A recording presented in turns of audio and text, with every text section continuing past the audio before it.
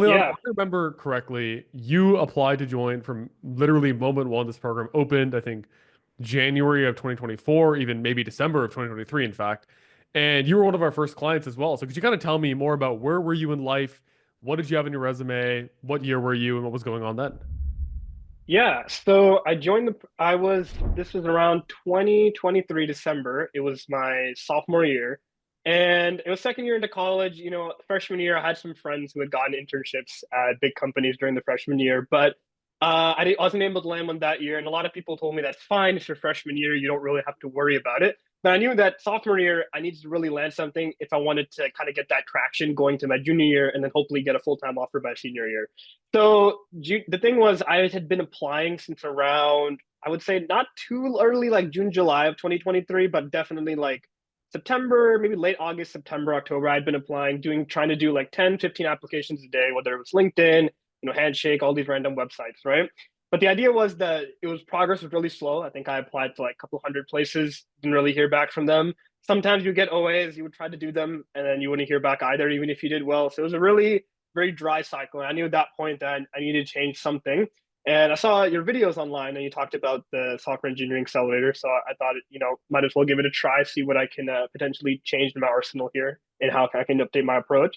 So yeah, I joined the accelerator. We started, I think, February, and that was the time I actually got my first Amazon interview request. I think Yeah. after I did the OA, and we Sorry did to some interrupt.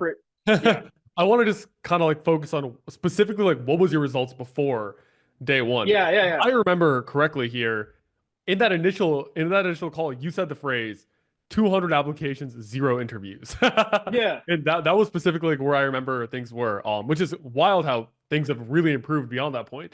So just to confirm, you yeah, submitted a bunch of applications. It's not like you weren't even trying, right? You submitted yeah, yeah, yeah. 100, 200. I think you had an Epic OA, There's Epic, or there's some something other like that, right? companies. Yeah, it's like a couple hundred applications, and the return rate from them was like very nothing almost. So it was like 300, 400 you hear back from like maybe 10.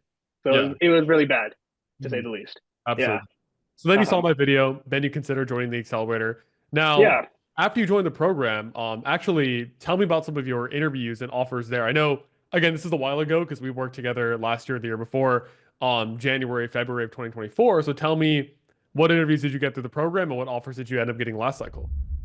Yeah, so like as I was saying, like I was entered the program at the time. I had gotten my Amazon interview, and we were kind of working. I remember first week of the program, we kind of practiced for that, and yeah, I was able to research a lot into Amazon. And the thing is, unfortunately, even though I did not get Amazon that cycle, I learned a lot from the process.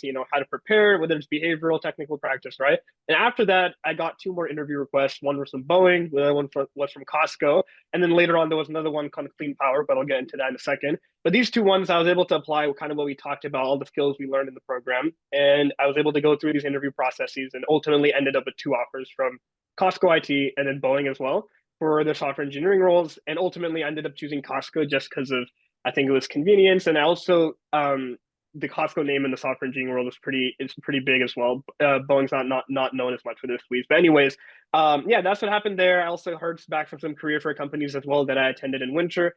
So ultimately, there was a big change, a big shift as well, even especially during a period where it was getting really close to the edge there. It was like April when I got the Costco offer. I was kind of scared I wasn't going to get anything, but just continually applying those tricks and everything, all those skills really ended up becoming very successful in the end.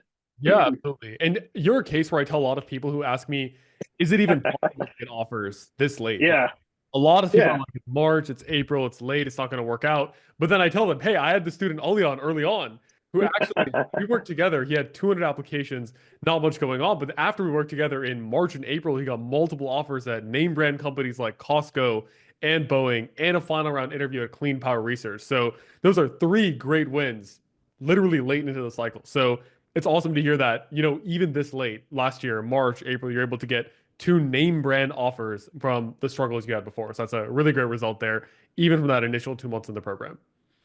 yeah. And I was going to add that I applied those skills that we learned last year this year, and I got almost 25 interviews this year. Yeah, yeah.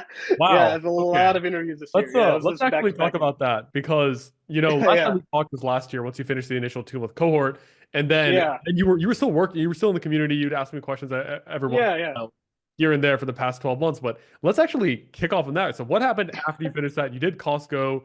You decided Yeah. to not do Boeing. Tell me about what happened then. Yeah, so I ended up doing Costco in the summer. I did try to move Boeing to fall. Unfortunately, like Boeing did not want to move it. They just had their own policies and things. So I was fine. So I did Costco over the summer. And Costco was a good internship. I learned well, I used a lot of JavaScript, SAP. They had their own language called the BAP and everything.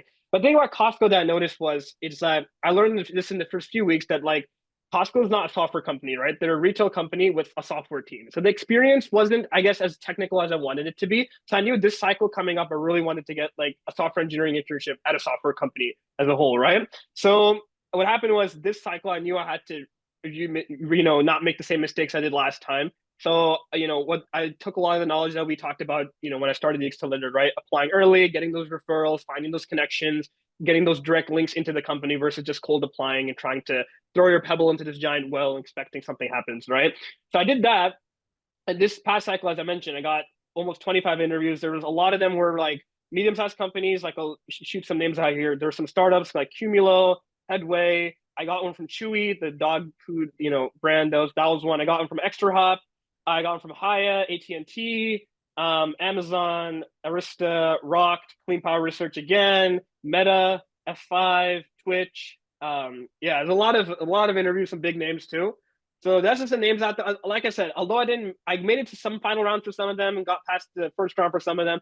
But ultimately, I ended up with 2 offers this cycle. After doing all that, going through the entire phrase. Again, this was like September all the way to like literally like now March. This was like a long cycle. So all those interviews scattered out throughout the period. But yeah, I ended up with 2 offers. Got Amazon this summer, and I was able to move my Arista offer to fall. So Oh, that actually wow. ended. Yeah, I actually just shot them an email a couple days ago, and they said yeah they'd be willing to move it. So it Wow. looks like I will say I mean I'm kind of iffy. I'm kind of scared because of the whole economic situation going on with the tariffs and everything. But hopefully, if no one decides to rescind, it looks pretty. I'm pretty happy we're at the success for this cycle. Yeah, But yeah, it was definitely a big change from last year to absolutely. this year. And that just goes to show, I mean, I didn't know that you had this amazing success. But it goes to show, a lot of people are like, hey, like, what if I just try to get that one internship on my own? But what I'm Yeah, learning here is like, this is not just a one-off thing, right? This is proof in the pudding, right? That these skills, it's not just one summer, one fall, one spring, whatever, right? You went from, yeah, I want you to understand how successful this is for yourself too. Like, this is an amazing arc looking from a third-party perspective. You went from yeah, 200 applications and next to no interviews. And then within a few months, you got 2 name brand offers, Costco and Boeing. Then you applied the lessons again and it's exponential. You got 25 interviews the next yeah, year at companies like Meta, Amazon, and tons of other amazing companies. And eventually 2 amazing offers. One at a FANG level company, Amazon, that pays probably $55+ an hour yeah, with a housing stipend, I'm guessing as well. And another hmm offer at Arista, which you're able to do in the fall. So yeah. honestly, you've gotten 4+ offers on your resume in the past 24 months, which is far, far ahead of the vast majority of people. So I guess I kind of want to talk a little bit about what did you think actually helped you do that? Because I'm sure there are people out there who talk to you and you're like, Olian, how are you doing this? How are you getting so many interviews and offers and stuff like that? So kind of break me down, like, what were those major level ups you had in the past 12 months, which allow you to make that great progress? Yeah, I think the biggest one for sure is that having a direct link or connection to the company you're applying to is definitely a really big thing, right? A lot of people, I will say, sometimes if you cold apply, if you get lucky on LinkedIn, you're right when the role comes out, you apply right away. You have a good chance of hearing back. But I think that if you have that direct email to the recruiter, you meet them in person, you have a friend that knows somebody on the recruiting team, or even that, an engineer that at a certain position that can refer you, those are the best ways to get your foot in the door. And I think that was definitely a big change I made this cycle. So less cold applying, more. I think all these companies, probably 90% of them were just, I knew people, I knew the recruiter, I met the recruiter, or I knew someone who referred me to these companies. So that was a big change. The second thing I would say is that often a lot of people you like to make these fancy resumes. You don't really try to make it like all these colors, fancy fonts and whatnot, right? I really made sure to double down and fix my resume this year. I use latex and everything and try to make sure it gets past the ATS scanner. So I made sure I really polished that down. I talked to a lot of resume people at my university, a lot of friends and stuff that also got multiple offers, kind of just to polish my resume down. So that's another big thing, right? Because if your resume is not in the right spot and you're applying to all these places, you probably don't even know if you're getting past the ATS scanner in the first place. So that was another big thing. And the third big thing is I think consistency overall, whether it's you're doing leak code or whether it's you're applying, right? A lot of people, um, I'm not saying you shouldn't focus on school. I think school is very important, but I think that if you really are intent on getting an offer, right, you gotta be very consistent with yourself. I think I listened to this podcast from like Chris Williamson or something. It's one of those, but he talked about if you want something bad enough, you find a way. Otherwise, you just make an excuse for it, right? So whether it's like you're busy with all these classes, you got to make sure I'm doing one leak code a day. I'm applying to like 20 places a day. I'm trying to do one or two, three cold messages a day. You got to just be consistent with it. It's like going to the gym. If and eventually, along with that, it's not just like you're just brute force applying and not practicing, right? Because you could just be doing leak code and not putting any effort, but you're saying I'm doing one leak code a day. So this is a fine balance between quantity and quality, right? You're doing the quantity, you're putting in the effort, but at the same time, you're trying to improve the quality of what you're doing, right? Am I doing cold messages the right way? Am I doing leak code the right way? Am I just blindly doing problems, not really learning from my mistakes, learning the problems, right? So that's that approach there. I think if you put these together, again, consistency, getting that quality in there, finding those connections properly, and just hope for the best. Keep trying. Knowing that there's always going to be opportunities out there. I think that everyone is really easy to jump to say like economy's bad, jobs not hiring, right? There's always going to be jobs. It's unpredictable, right? We go through changes and the period of time. It's always going to be unpredictable. But if you do your part, you follow the formula, you follow these steps. I think you're bound to at least make some sort of success and get something. So Sounds great. I guess final question of this review here. I think this is obvious. Do you think the accelerator was worth it? Looking back, 1 year, you spent the full 14 months of the program after that 2-month period with a year of yeah. separate afterwards. Did you think that investment was worth it, and did it pay off in the end? Yeah, I think the accelerator was definitely a worthy investment on my part. I think that, I was one of the first, as you mentioned, the first person in the program. We kind of started out in the beginning, and it really helped me shift my paradigm, or I guess my approach from applying to this year to next year. Right. And I think that the thing I really enjoyed about the accelerator is that first of all, you get all these connections to people that, for example, you have a big network of people, you're able to get those connections and make those in the industry. But also, I think the biggest thing is a lot of people don't know where to start when it comes to like this internship hunt, right? It's just like they see things on YouTube, they talk to other people, they try to do these things by themselves, right? And I think that oftentimes that's can waste a lot of time. Like for example, I will say, like for example, if someone really wanted to like really research and find these things, it'd probably take a long time. It'd be really slow. You waste a lot of time, and maybe you won't even go. You lose time in the cycle, right? But the nice thing about the accelerator is, like you mentioned now, and since you're growing it as well, there's more people there to help you. There's more other students there that you can talk to who are in the same boat as you, who are learning as well. And you have all this information in one area where if you have a question, you can ask someone like Aman, who's worked in the industry, who has experience. You can ask someone else who's also in the program, who might have worked at companies you were trying to apply to before.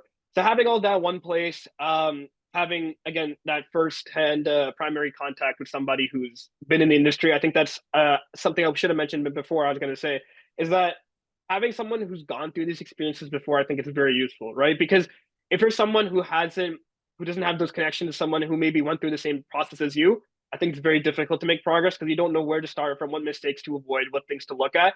And having that sort of connection there is very useful. And I think that is a great thing to take advantage of. So I think overall, I really enjoyed the experience. And yeah, if someone else is trying to look to join, I would definitely suggest they check your program out.